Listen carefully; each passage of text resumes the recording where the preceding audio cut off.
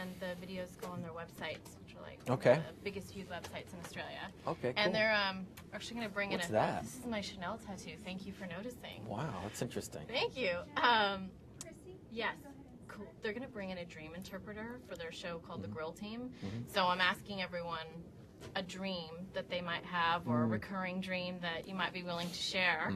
And then all the guys that host the show, who are a bunch of like ex-rugby cricketers, are going to expose their dreams as well. Okay. So, and I don't want to give away too much of the movie, so we came up with some questions that wouldn't give anything away, because I think that's important. Okay. So is there a dream that you have that you'd be willing to share, or a recurring dream or a theme that happens for you? I have to be completely honest. Okay.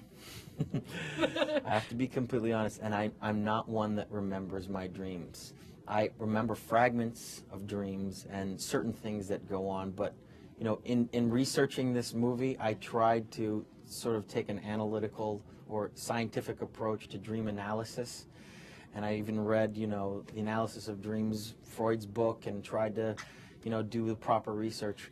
But at the end of the day, what is a dream? You know, there's no science to be put to it. It's all our interpretation of things that maybe we, during the course of the normal day, you know, submerge in our subconscious, and these repressed thoughts or emotions come about in random firings at night. So I don't know how to necessarily always interpret what dreams mean or what the validity is to them. I mean, I've had tons of nightmares, but I always feel like, oh, you know what's interesting is waking up in the morning with a completely unique thought. That's what I think is interesting. I mean, you have dreams at night, and maybe they're intense sometimes, maybe they're nightmares. I've had all kinds of nightmares, people chasing me or things attacking me, running from things, falling, all that stuff. But they're obviously, you know, you have to interpret it in your own way. Right. Okay, so chasing and falling is good. Now, this idea that you would share a dream with someone, or you would allow someone into your mind, is there anyone in the whole world that you would just willingly allow into your mind and trust? I mean, Joe said he would trust Ellen, and she was like, I don't think I'd reciprocate that. But I don't think there's a single person that I would want that to share that with. I mean, I'd like to get into somebody else's mind, you know. Whose mind?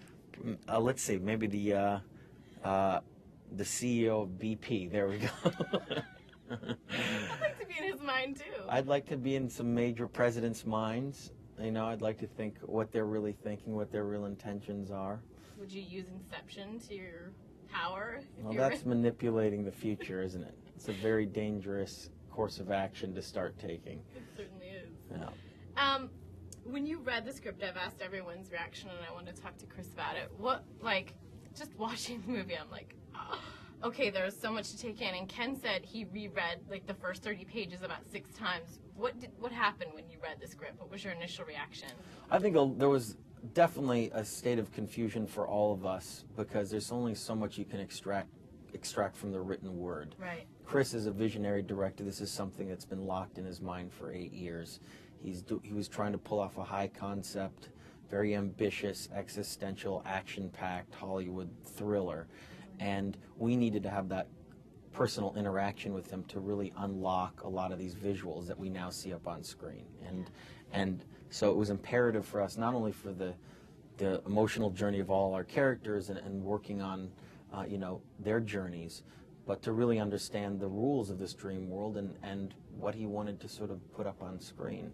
And that meant spending long periods of time with him. And each of us got that one-on-one interaction, which was imperative. Now, lastly, it's strange, and I don't know if you've ever considered this, but like as a celebrity or someone who is a public figure, people dream about you. They don't know you, but you're in their dreams. Have you ever considered that? Like, did you consider that in your research, maybe? Never thought about that, no. No. Never thought about that. Okay, I didn't dream about you last night, so I'm not getting weird, but no, I don't remember mine. But I just always thought it was interesting to know what celebrities, you guys, everyone sees you. I don't meet a lot of people that say that to me, so it's hard to